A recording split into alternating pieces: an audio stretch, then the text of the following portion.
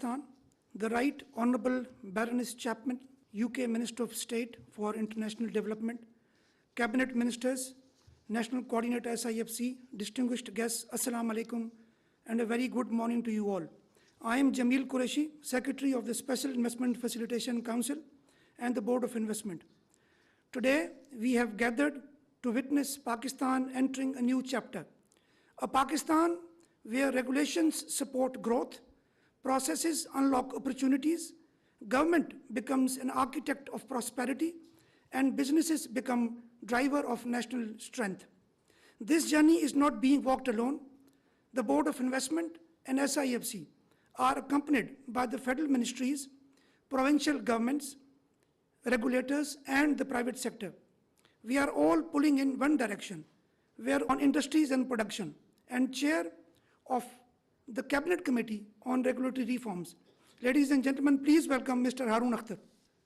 Bismillah ar-Rahman ar-Rahim, Honorable Prime Minister, Honorable Deputy Prime Minister, the Right Honorable Baroness Chapman, Minister of State for Development of the United Kingdom, respected ministers and parliamentarians, excellencies, development partners and friends, representatives of the business community, ladies and gentlemen, Assalamu alaikum and a very good morning.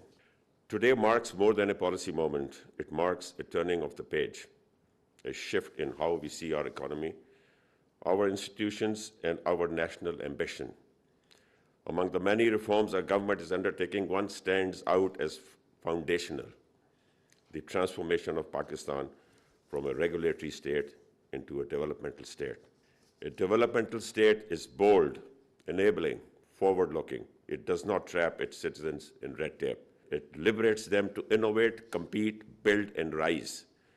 And that transformation begins with leadership.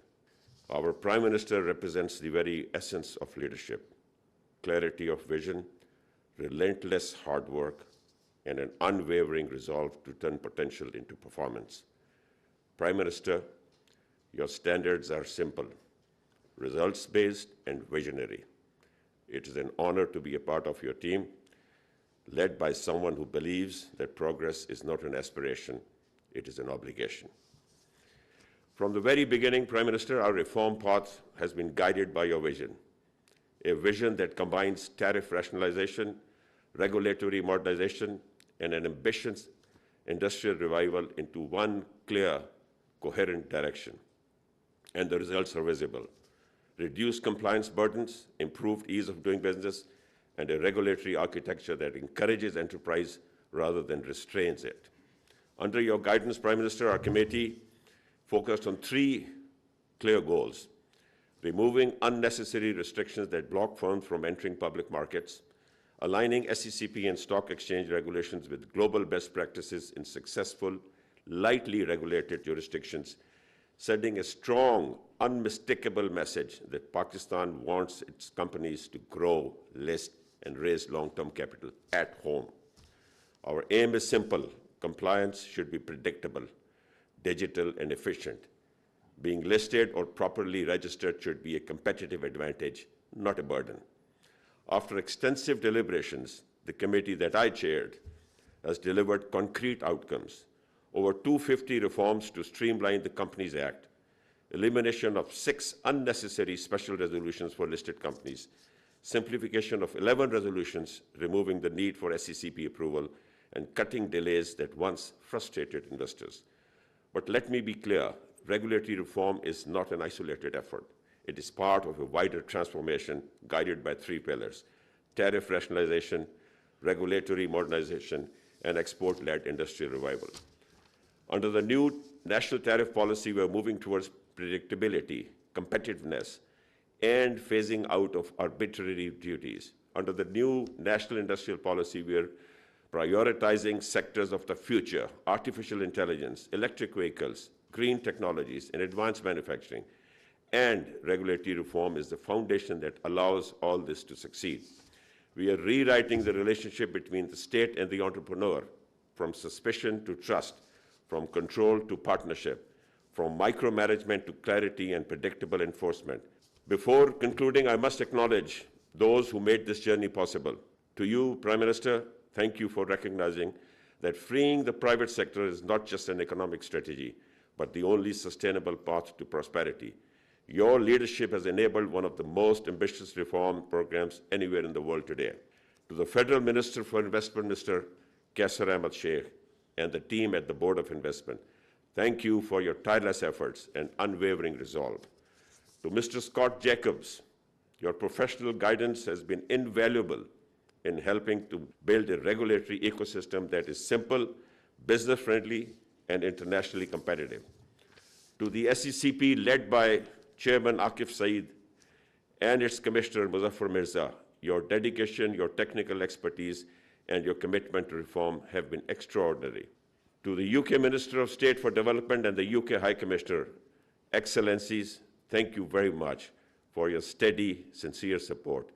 And to your remit team, led by Usman Khan, your contributions across regulatory reform, industrial policy, electric vehicles, women's entrepreneurship, halal beef exports, and vaccine manufacturing have been remarkable. And finally, to the business community of Pakistan, you're the backbone of this economy. You're the engine of our recovery, and you will be the architects of Pakistan's future. Prime Minister, these reforms will be your legacy, and it will outlast mere politics.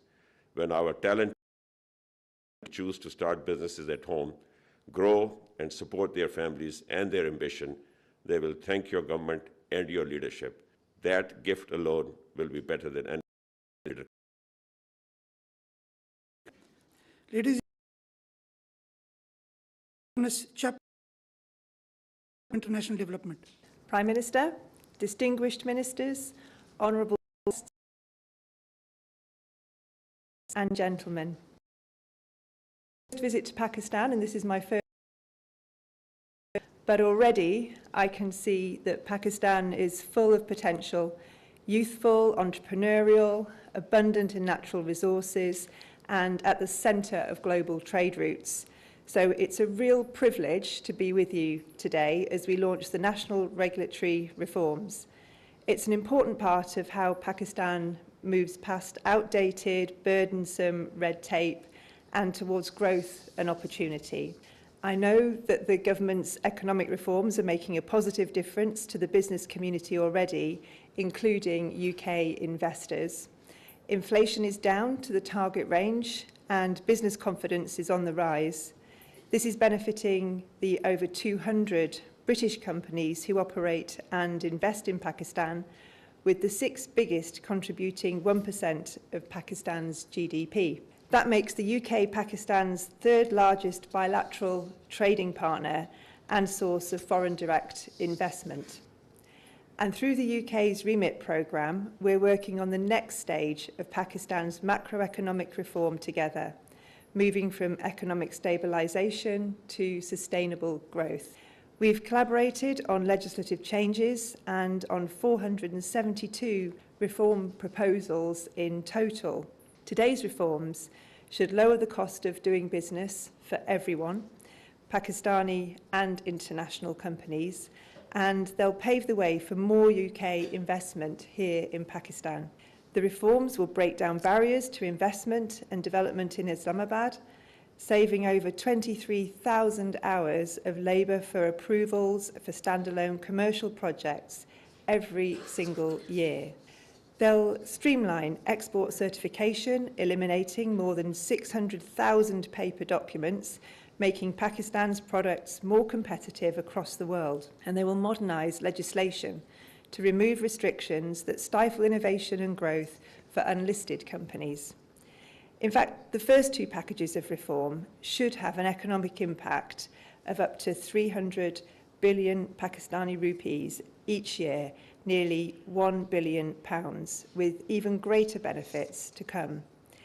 So saying it is one thing, but measuring progress is another, which is why the Honourable Prime Minister's new Regimeter initiative is vital.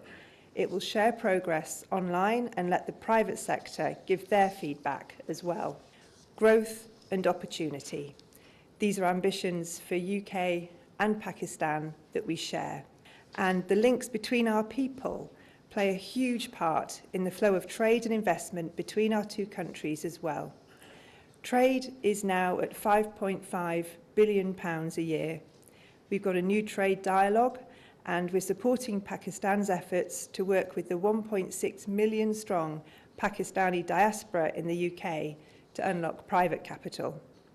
So I want to thank the Prime Minister and all the honourable ministers for the strength of the partnership between Pakistan and the United Kingdom in this important work. Modern partners work together, not as donors, but as investors. We're both bringing all of our strengths to the table to pursue the dynamic future for Pakistan that we all want to see. Thank you. May I now request our Honourable Prime Minister to please come on the stage to award our reform champions with mementos of appreciation. May I first invite Mr. Akif Saeed, Chairman, Security Exchange Commission of Pakistan, Mr. Ubaidullah, CEO, Regulatory Authority of Pakistan, Mr. Usman Khan for his contributions to reform landscape,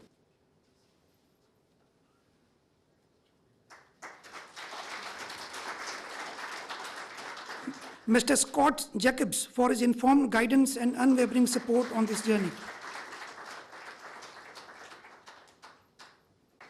And now, ladies and gentlemen, the official launch of the Regimeter.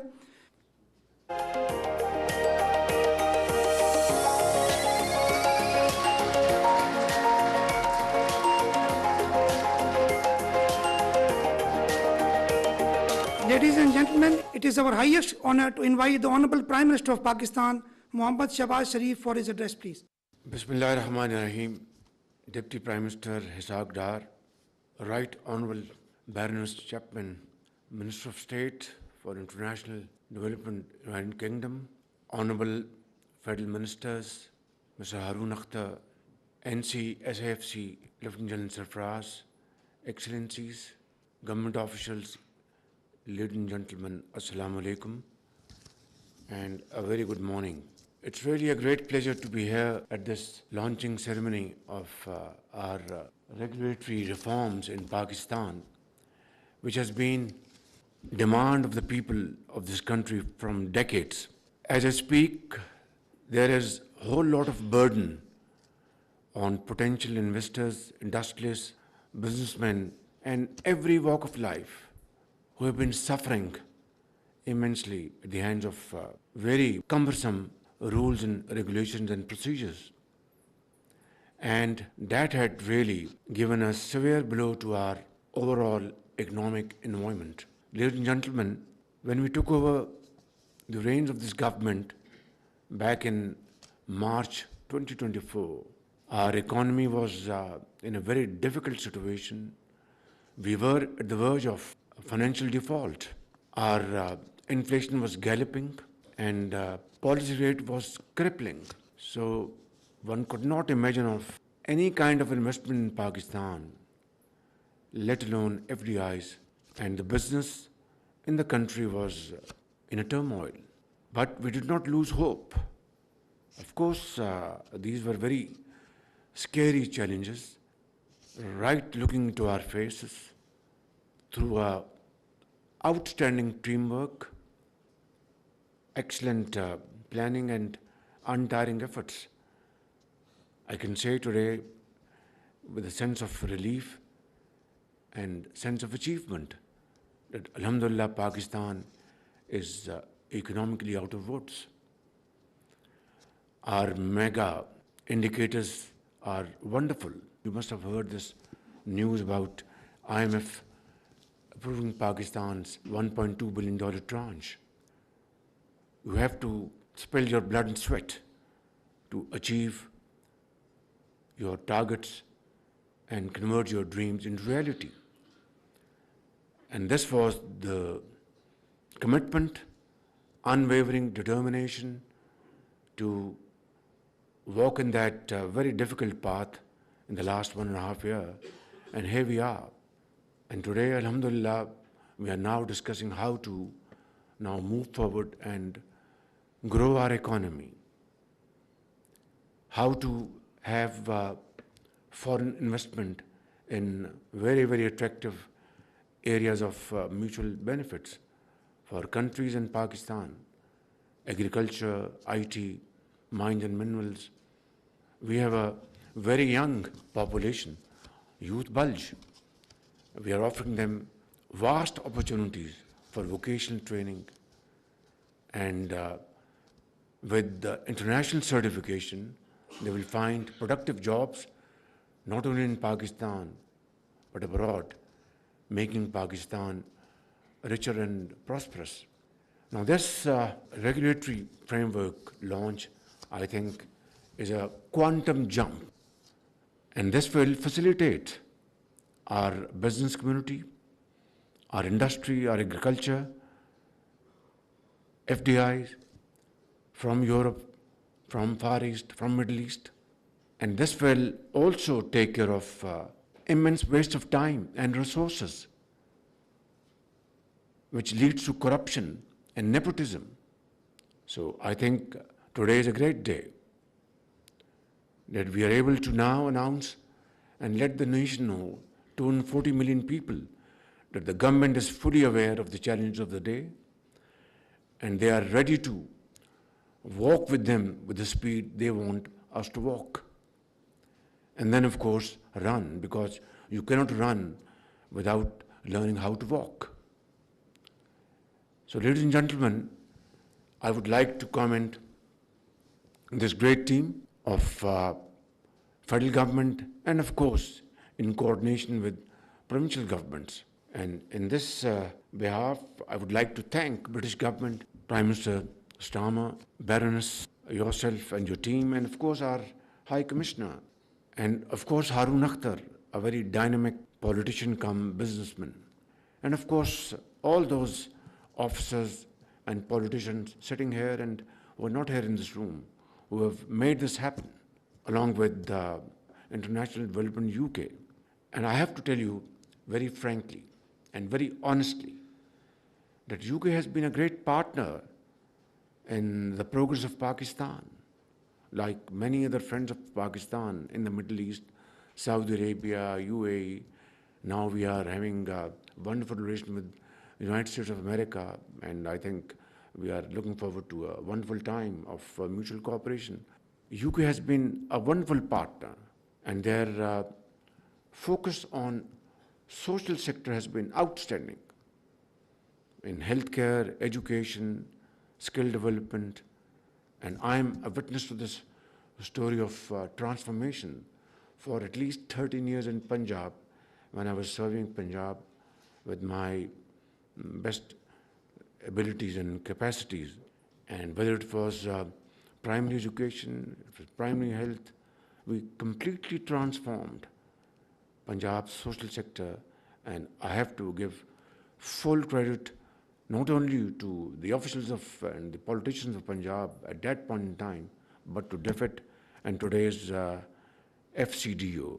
So thank you, Baroness. Thank you for your wonderful support, your government, all governments in fact, and thank you, High Commissioner, for this wonderful contribution.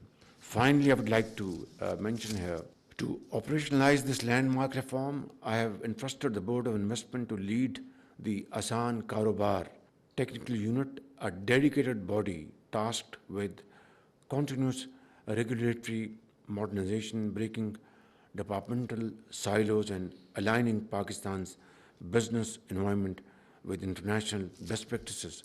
In this context, I would like to encourage Jan Sarfraz, who's leading the show along with BOI and with a great team with him, to really now materialize and implement this program at lightning speed, so that the people of Pakistan can feel the change, that the change is coming not through words but through actual action on the ground, from Peshawar to Karachi, whether it's agriculture, whether it's health, whether it's education, whether it's vocational training, whether it's industry, commerce, exports, whatever under the sun, we have to really transform with our complete commitment and unwavering dedication.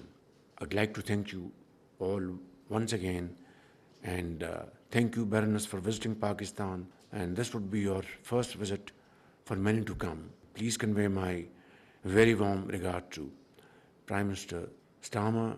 I wish him best of luck